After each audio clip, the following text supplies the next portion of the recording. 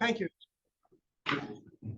Yeah, it's really a pleasure and an honor to be back here in Berkeley and in the new building.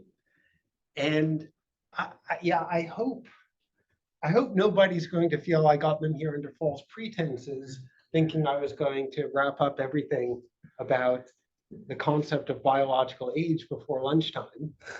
Uh, I, I've been thinking about the concept of biological age for quite a while, and I've worked on various technical problems related to it off and on for a while, and I'm in another phase of working on it and trying to dig deeper into it. And what I'm going to present here is a partly work in progress about how I'm thinking about it. And I'd be really pleased to get, comments, discussion, and so on, help in shaping these ideas.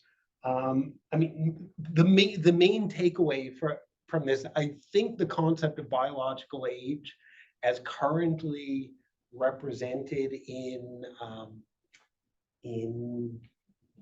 both in medicine and aging theory is a bit of a muddle. And it's not that I think I'm exactly going to, clarify everything, but I'm going to just discuss how perhaps a more statistical perspective on it, at least, might help to organize thinking about it.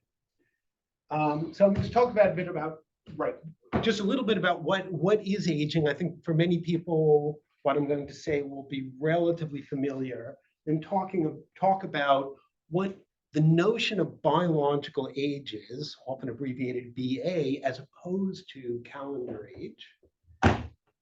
And then talk specifically about statistical approaches, and then very briefly talk about a current project for using these ideas for studying complex diseases.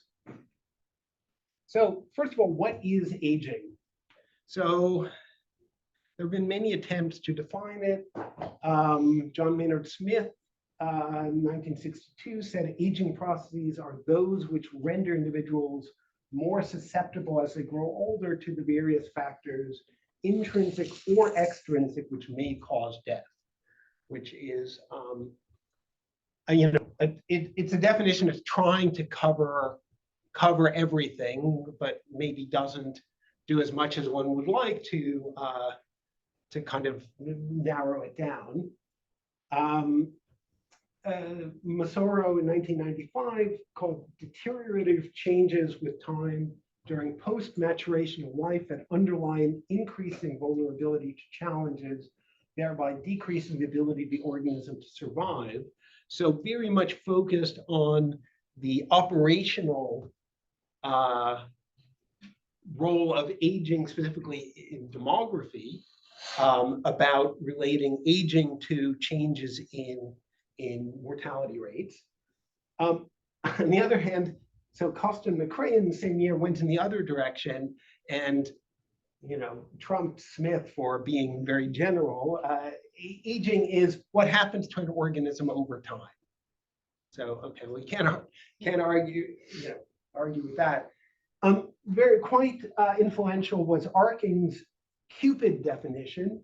In 1998, aging is a series of functional and structural changes that are cumulative, universal, progressive, intrinsic, and deleterious. And so, it's a useful framework, saying that it requires all of these. However, then later revised this to turn it into the less euphonious CPID, after a lot of criticism that about universality, whether universality was really an essential property of aging. So I'll talk about more in a bit more about this question of universality. But You know, so, well, one important issue for thinking about, again, what is aging is that, right, the rate of aging and the rate of aging is not the same as whether an organism or an individual has a long or a short lifespan. And so again, operationally, in many studies, there's an attempt to separate, you know, using the Gompertz mortality model as a kind of, you know, taking it as a framework for defining what aging is. Essentially, we separate out the baseline mortality rate B from the rate at which mortality is changing, which is considered then defined as the rate of aging. So that's one way of sort of allowing us to, you know, it doesn't, you know, inherently make sense as a defining it as, you know, a natural feature of organisms, right? The Gompertz mortality model is an observed regularity. It's not some fundamental law of nature, but it is one. But thinking about thinking about this as a basic model for how you would separate out,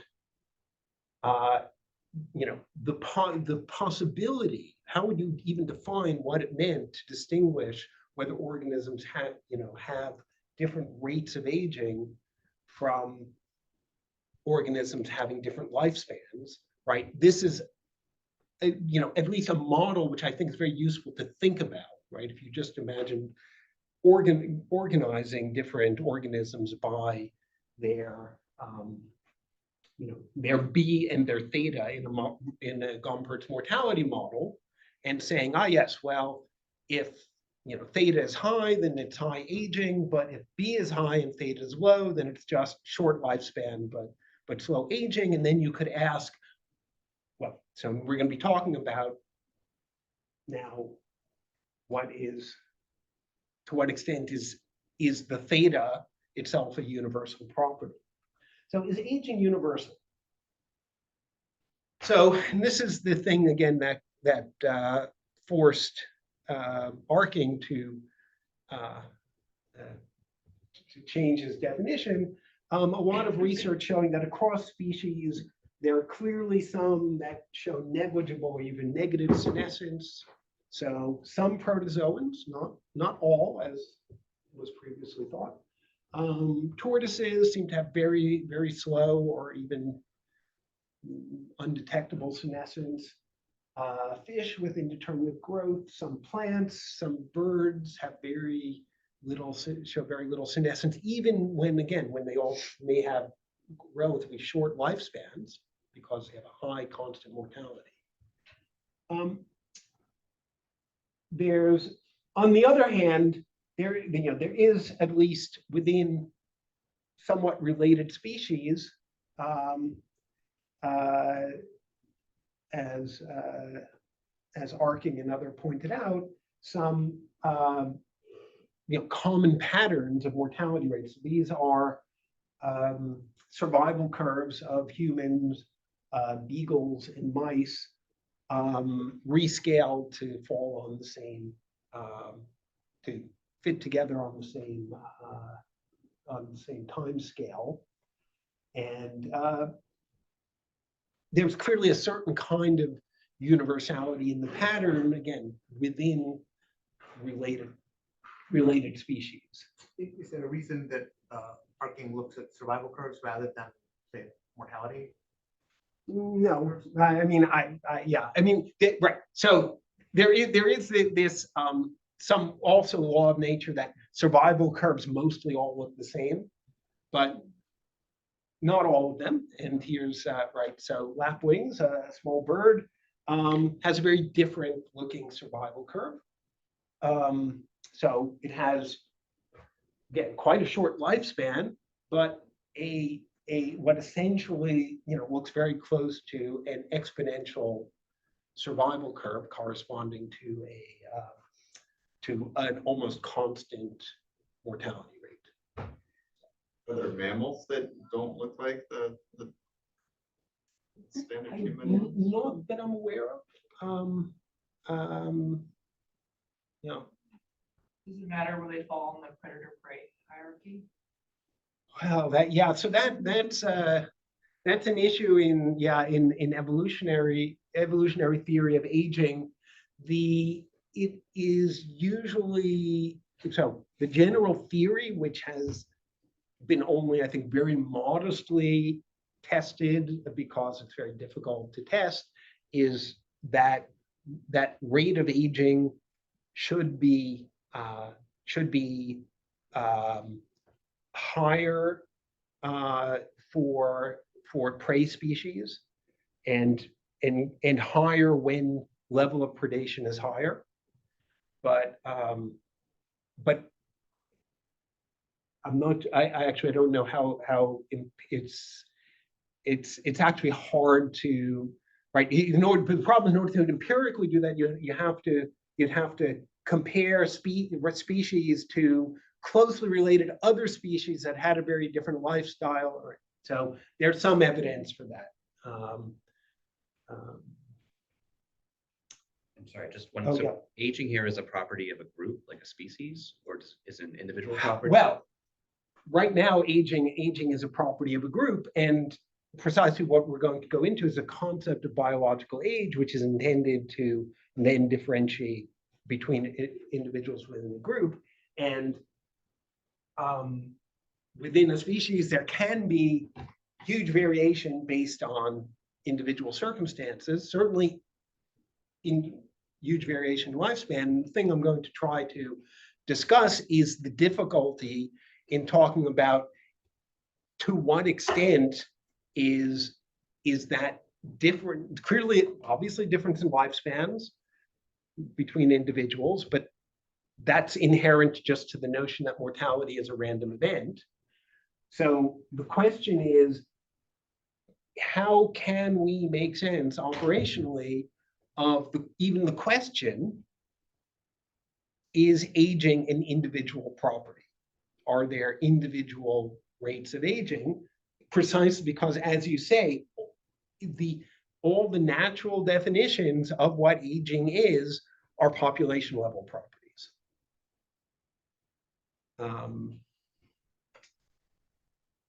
At least when defined in terms of rates of events like survival, right? Now, okay, so, oh, sorry, so now this is gone. Right.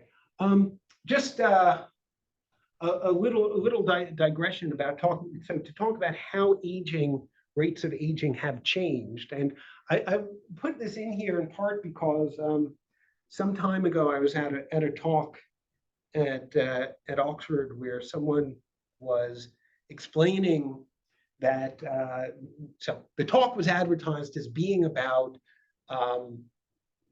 diet and aging, and the speaker went on to talk about how, as well, because diets have gotten so bad, chronic disease and aging has gotten so much worse in recent times than it was 100 years ago. And then I asked, but survival has gotten so much better, and she said, oh no, people think that, but actually that's only because they take the 1880s or something as a baseline, and then the Western world was awash in cheap sugar, and everyone was, and we've gotten better than that, but actually, anyway, it was very strange. But there was a professor I knew in the audience who's a professor of nutrition, and I said to him, wow, that's really weird that you think there's all this evidence that chronic disease has gotten, situation's gotten much better. Really, he'd never heard. He'd never heard of this. So, just to many of you know about this, but so there have been so important, clearly population level changes in aging in European and American populations. Um, uh, so some of the most interesting evidence came from the study of Union Army Civil War volunteers. You see huge levels of arthritis, heart disease, and cancer at early ages in that population. 16% of recruits, and by the way, these were volunteers, so there's not people, trying to get out of service by faking an illness. 16% of recruits under age 20 were rejected on medical grounds. And by the way, their standards were not very high for recruitment into the Union Army. 25% of those age 20 to 25, and nearly half of those in their 30s were medically unfit to serve. And compared to their great-grandsons who fought in the Second World War, World War II generation lived on average 8 years longer after reaching adulthood. But despite the fact that the Civil War generation lived a shorter time, they had more years with debilitating illness. The average age of onset of arthritis was 11 years earlier for the Civil War cohort. Heart disease, they had on average 10 years earlier, and chronic respiratory disease 11 years earlier.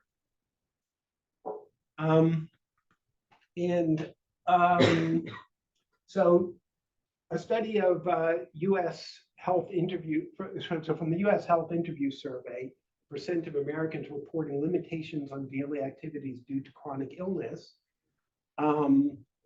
So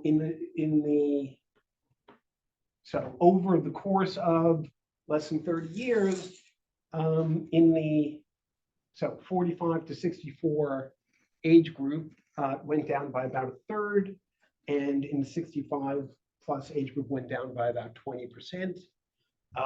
Looking at the expected remaining number of disability-free years at age 65 from over the course of about 12 years, that had gone up by almost 2 years.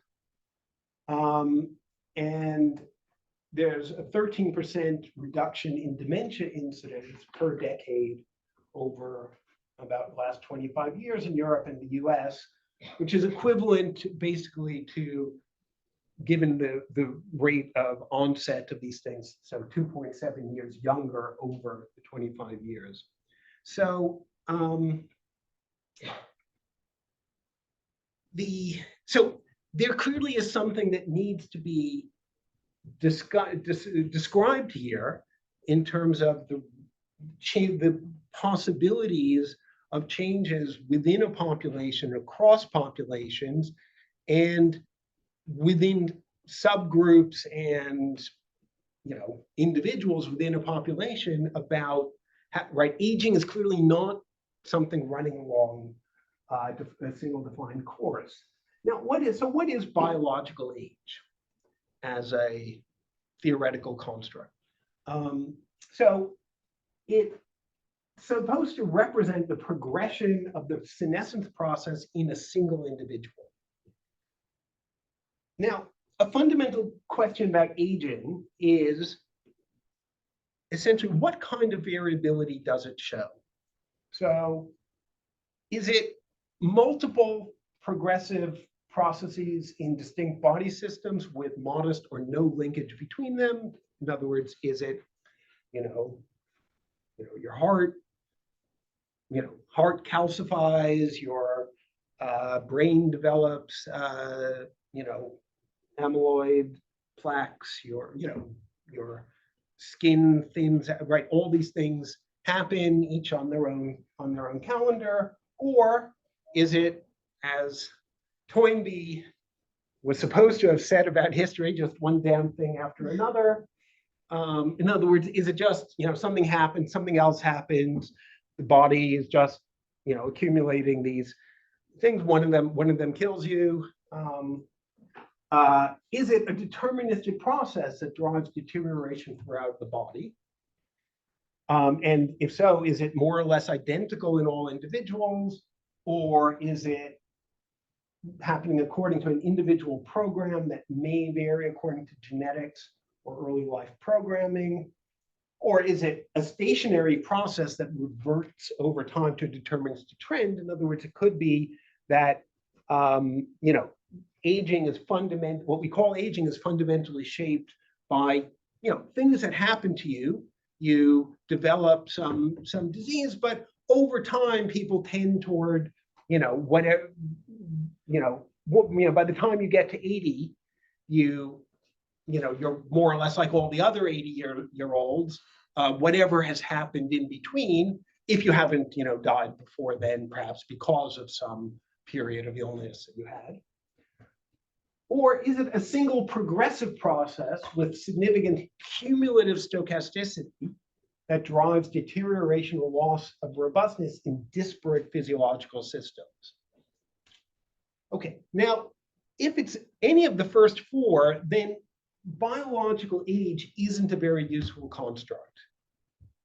Okay, and I think this is what we need to think about, is what is it that we're saying about the aging process in proposing that we even want to look at something that we'll call biological age. If it's the last, then the dynamics of biological age are fundamental to understanding what aging is. And further, inferring biological age and recognizing how it differs from calendar age can improve prediction of future medical needs, lifespan, and so on. It can improve targeting of drugs for age-related conditions, and it can improve testing of so-called senolytic drugs, so drugs that are supposed to slow aging, right? If there genuinely is an individual aging process, and we can measure it, then that's great, because currently the only way to test a senolytic drug is to give it to a big population and wait until most of them are dead, which is bad for short-term company profits in the pharmaceutical industry. The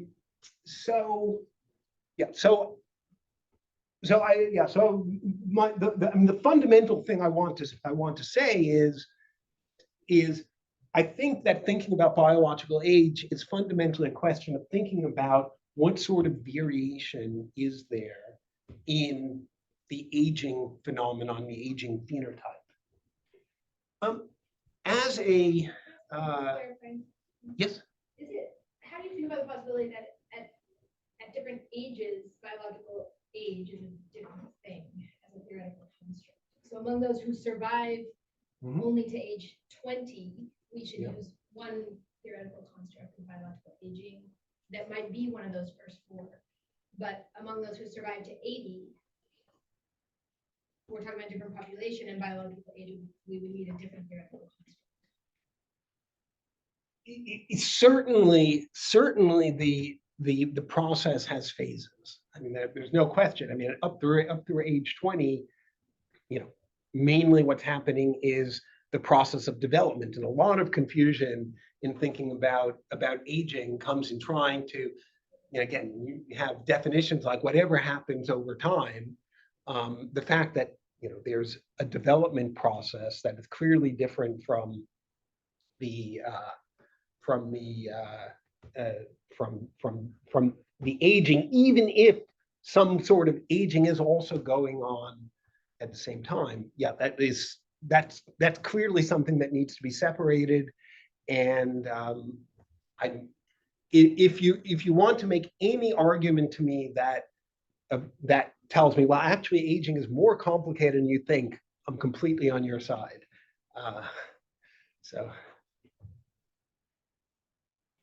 But as someone with a background in mathematics and statistics, I do incline to try to think about, right, what are simple versions of the process we're trying to describe, and that leads me to at least think about as a model of what we might be trying to look at to think about different kinds of stochastic processes that you might be imagining were going on. Just think about would you be able to detect the differences between them, and what would be the relevance of being able to detect these differences. So you might think that sort of the simplest thing that could be going on is up here, this white noise process.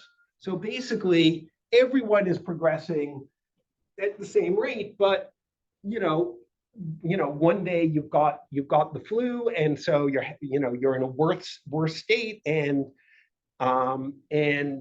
maybe you'll be unlucky, and actually that will progress to pneumonia and kill you. But if not, then the next month you'll be back to your baseline, and there's no knowing where that you were at a particularly high particularly bad state. 1 month is not going to tell you anything at all about how you'll be a year later.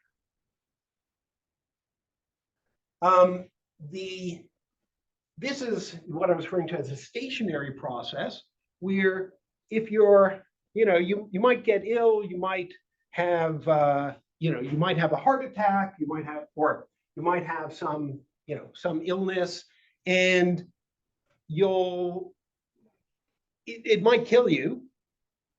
You'll be more susceptible to other problems for a while, but if you survive it, you'll essentially end up reverting back to baseline. So that could be, you could certainly imagine that's how aging would work. What does OU mean? Oh, sorry.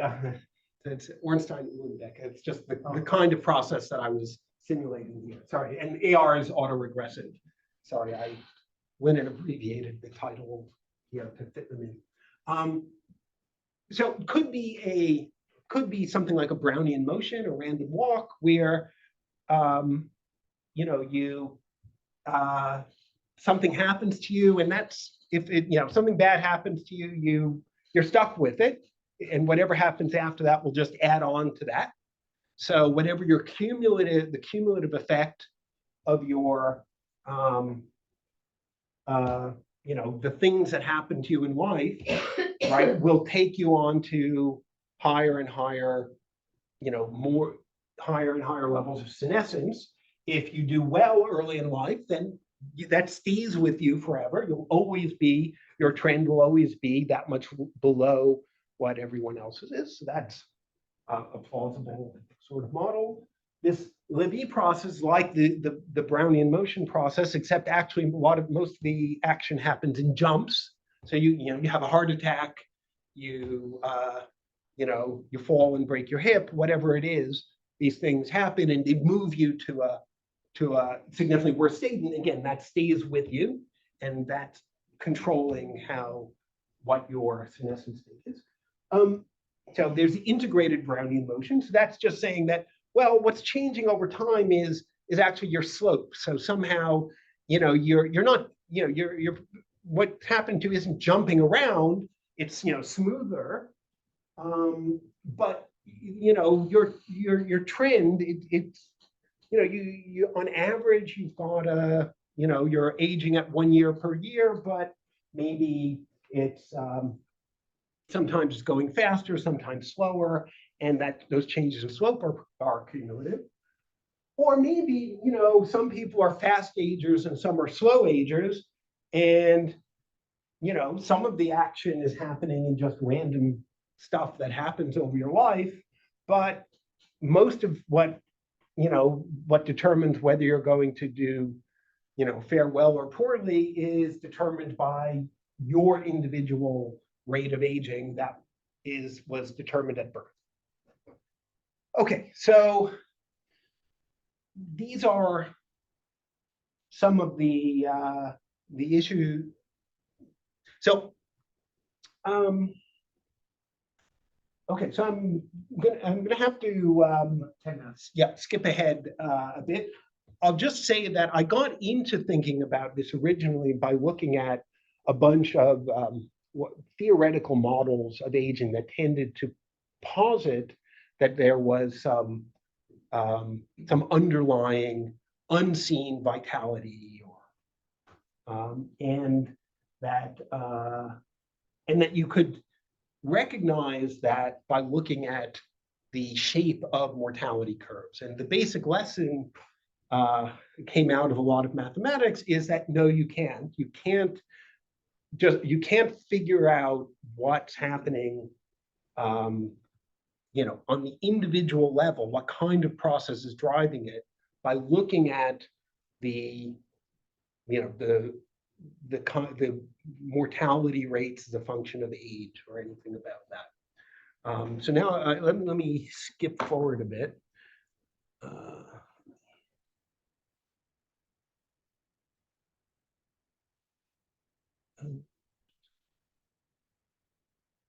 Perfect time to grab a cookie.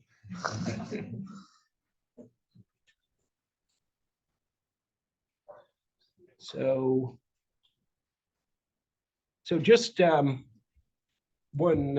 So I want to quickly just say a few things about the kinds of variation in aging that we see. So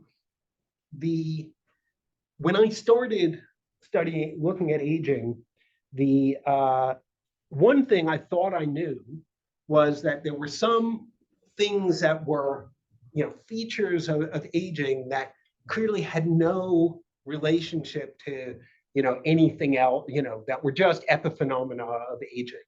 So one of the all things, obviously, gray hair and wrinkles, obviously, they're just, only skin deep, right? They clearly have nothing to do with, heart disease and Alzheimer's disease and so on. Well, so there is this study which looked at same-sex twin pairs and in Denmark, and found that one of the pair that looked older was in general significantly more likely to die over the next 8 years than the one who looked younger. And in fact, so you might think, wow, okay, so aging causes wrinkles, but so clearly wrinkles don't cause aging. Well, in fact, I don't know if people have been following this, but there's increasing evidence that in fact, skin aging is and perhaps a very major source of sort of whole body aging. So I won't go into the details of that, but the point I want to make with this is that it's not clear there is anything that there is unconnected, which suggests that it is at least sensible to think about there being a single aging process, even if it might be quite complicated.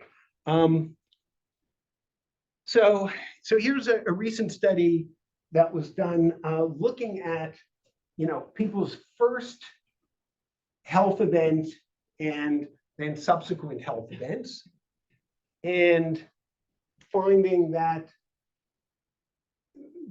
basically hospital admission for any disease increases the rate of a different, right? So hospital admission for a different disease by about 50%. So, which again suggests that, right, at least that it's, it's at least you're not obliged to think in terms of there being all these different unconnected systems, but at least to a certain extent that there is a single underlying process, a single underlying aging process. And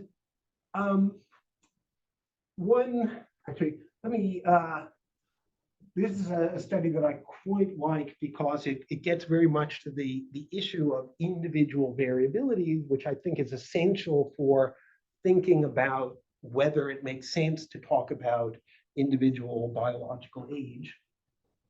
So this is an old study.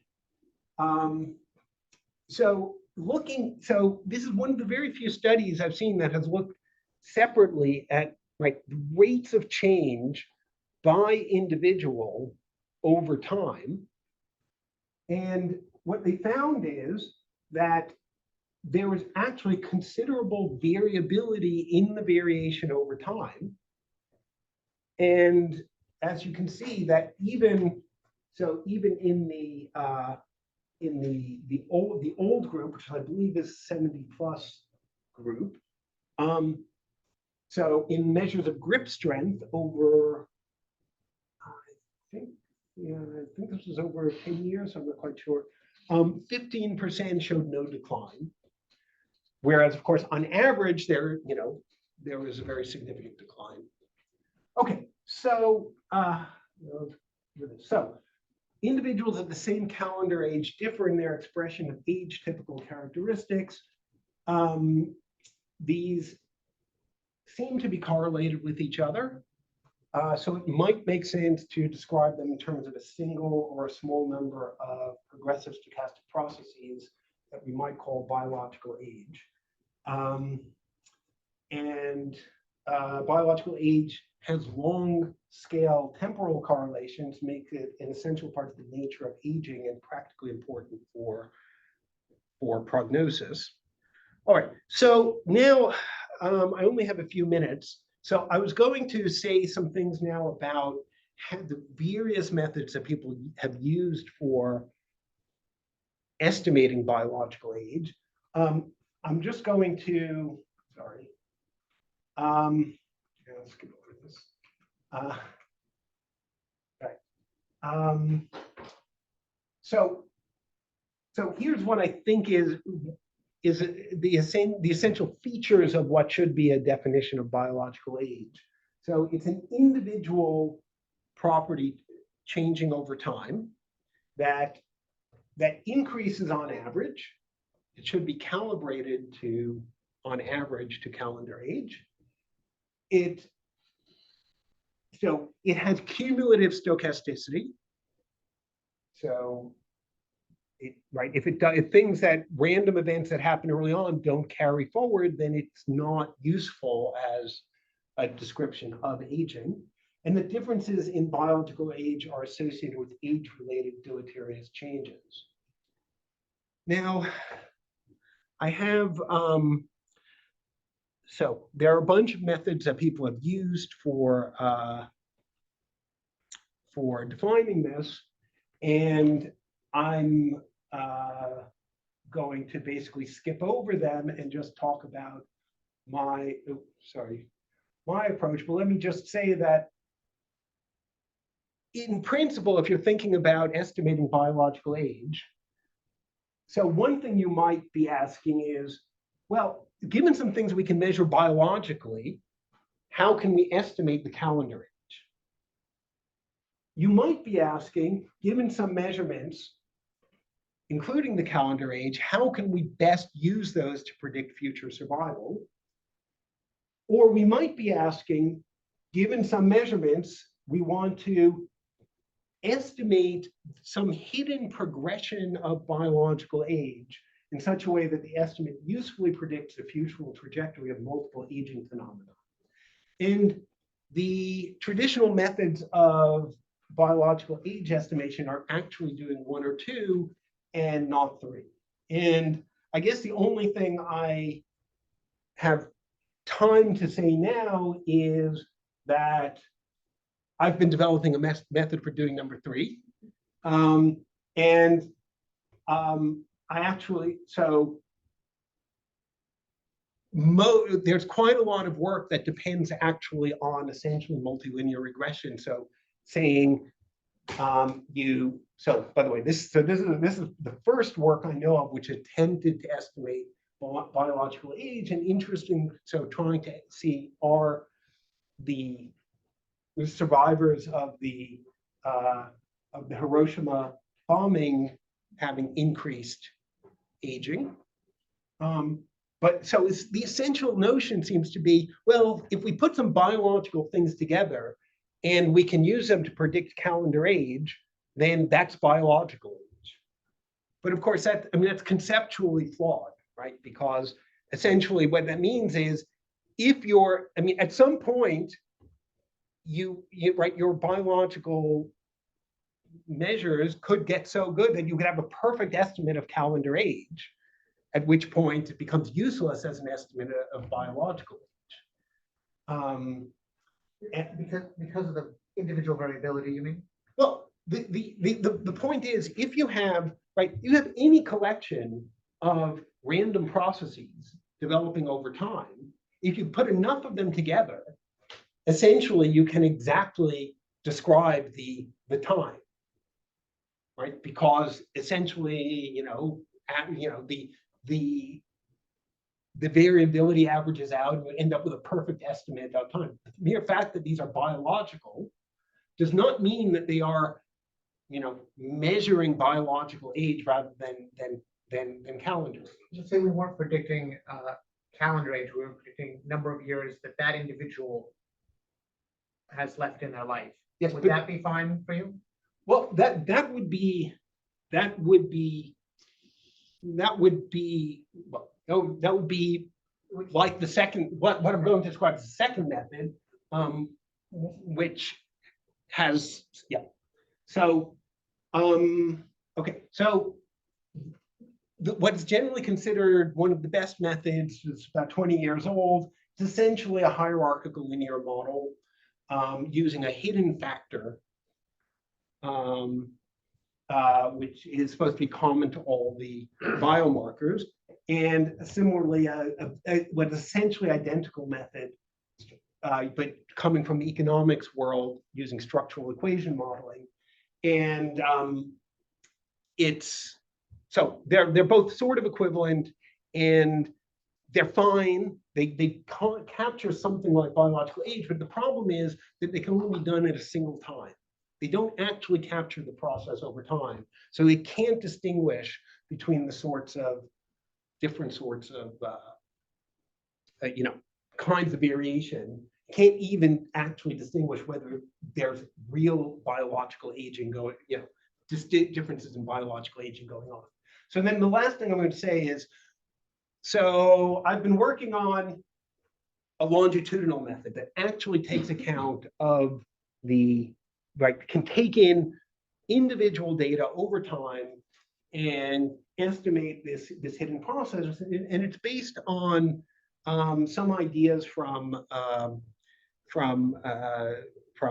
functional regression, essentially saying that what you want to do is define. So imagine you wanted to define for any individual, you have they have these some, you want to take all the measurements you have for one individual and change the timing of their events so that they're more like those of the other individual. So you have a penalty for basically them being different. Now, but of course, well, what you could do is you could just wrench every measurement of one over so that it was close to the other one. So you have to penalize it with a cost for deforming it. And so the cost might be that it's the cumulative difference of the rate of change of aging from one. So you wanted the rate of aging to always be 1 year per year. So you get penalized to the extent that you have to change from that to match the individuals. Or it might be the second derivative. So basically, you wanted to, if an individual is aging at a certain rate, you'd penalize it for making rapid changes, right? So things like that. And okay, so you could then define in that way, you could define a set of, trajectories and time warpings and try to minimize this. Now that's a very complicated problem. It's a very,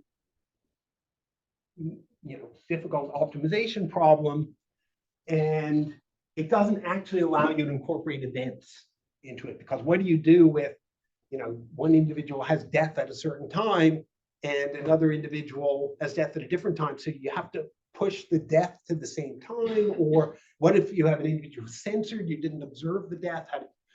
So this is my final thing I'll say.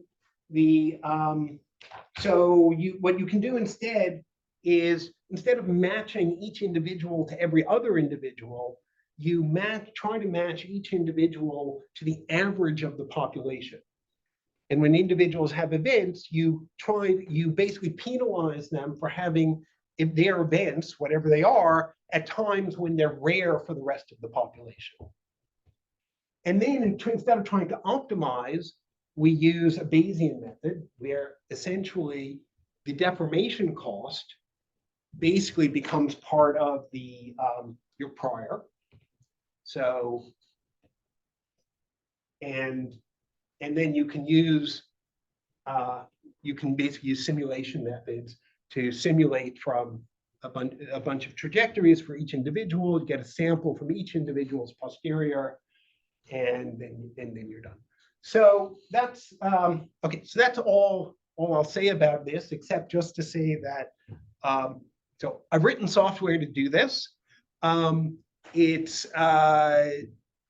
was going to show a few simulation results. I had hoped by now to have had the results on real data, but you know, life happened, computers happened, various things happened. So if I'm happy to share the simulation results if anyone wants the software code.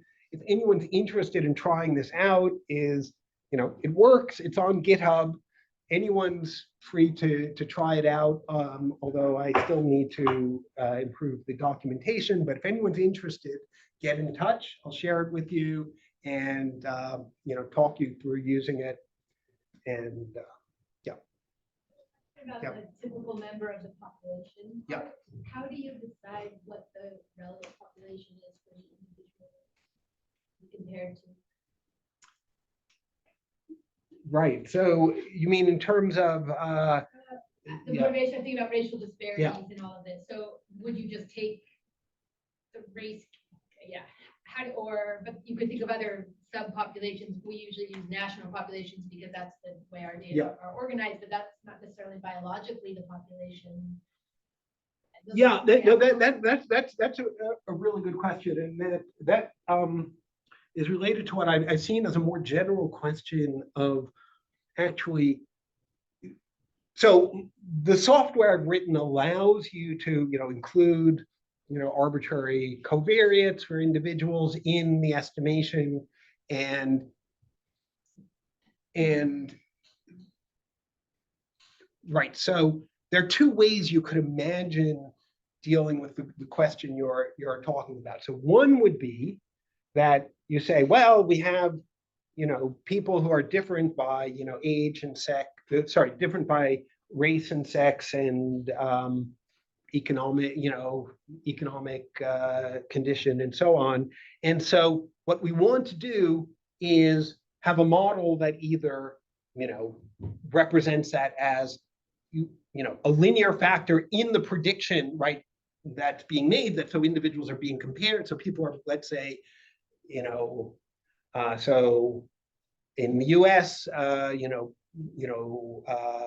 Black mortality is something like 50% to 100% higher than white mortality. So when you're doing this, all the comparisons should be made with this extra factor of 1.5 or 2, in winding individuals up. And that would come out automatically in the if you included that covariate in there, wouldn't do that estimation the right way, or possibly by stratifying those, right? Alternatively, what you might be wanting to do is say, no, we don't include any covariates. We try to compare everyone to everyone, and then what we're getting is essentially, everyone, when we actually get posterior trajectories for a Black subject, what we're going to see is, oh yeah, well, they look like they're older at every age than the average white person in the population. And maybe that's what you want, right? Maybe that's what it's then providing is a description of precisely this effect in terms of in terms of biological age. One general problem with the concept, right? It's such a slippery concept that it's not exactly clear how you want. I mean, these sorts of questions end up coming down to matters of definition and interpretation. And it almost doesn't matter how you do it, but you have to be very careful how you interpret things afterward. And actually, that let me show the result. So related to that, the result of this. So here's the result. These are simulated data, and right. So what I did here was the red individuals. So those are the posterior estimated trajectories. So there were 1,000 individuals. 500 of them were supposed to be fast agers, whose true aging was the rate of 1.25 per year, and the blue were slow agers had a rate of 0.75 per year. So on average, you get to the right, rate of aging. Now these are, and then there was just some measurement, and which I kind of modeled on blood pressure, for which there were an average of, I don't know, about a dozen measurements over the life course per individual, and mortality that depended in a Gompertz way on age, on the hidden age, on the latent unobserved age. And then so these curves here represent the posterior estimates that the software made of those individuals, of age trajectories. And so for one thing, you can see is it did a reasonably good job of separating out the slow agers from the fast agers. But the other thing you see is, of course, the average age of the population is, plateaus. Now, that doesn't fit with what I said that, well, actually biological age should be calibrated to calendar age. So it is more or less calibrated up through about age 50, and then it flattens out. Now, so why is that happening? So this is in part, it's sort of related to the question of who are you comparing to? So the individuals are being compared to the general population, but they're not being compared to individuals of every age. They're being compared based on, right, basically, I fit a linear model. The general population was represented by a linear model. So basically it was dominated by when there were a lot of people alive. And so the people who are out here, well, the people who are actually alive at age 85 are a very select group that are, more like the people who were alive at age, at age 65, then they are like an average person who might have lived to age 85, if we allowed everyone to live. I want to stop you from talking. Yeah, and sorry. We have a couple of minutes of questions, but we probably have so few minutes that we may have to do sorry. some questions without answers, which I kind of would like to Sorry. do. If there are any good questions without answers, so we can just hear the different perspectives of people in the audience. So kind of time. Does anybody have questions without answers? So Dennis, So it sounds like in the actual estimation, this time deformation thing is something you end up having to get prior, but I'm wondering if in a framework where that is that interpretable if that's estimated. Okay, good. And the Brownian model, motion model with jumps is the one that intuitively makes sense to me. And in my mind, I can conceive of, with the jumps, I can conceive of real life events that immediately produce the increased hazard of if you survive that event of the increased hazard going forward. And I can't really conceive of like acute events that increase your vitality after that, unless it's like you were living under a period of stressful exogenous factors and those stresses were lifted. So Great. Other comments? Questions? I have another one. Let's see. Dennis? Just what's the relationship between biological age and then frailty, which is a concept that's different. Good. I hope these are useful to you. Do we have any, if you have questions that are not going to get answered immediately, please type them into chat. Let me do one last one from Will and then we'll take. I just keep thinking, trying to fit into these contexts, the epigenetic clocks, and trying to understand where you would sort of put these and how we could improve them based on some of your how you're thinking about this. Great, okay, so sorry to have to do questions Yeah, without yeah, answers. sure. I get to go to lunch with you, the two of us get to go to lunch with you, so we'll get some answers maybe, but thank you so much for a very stimulating talk.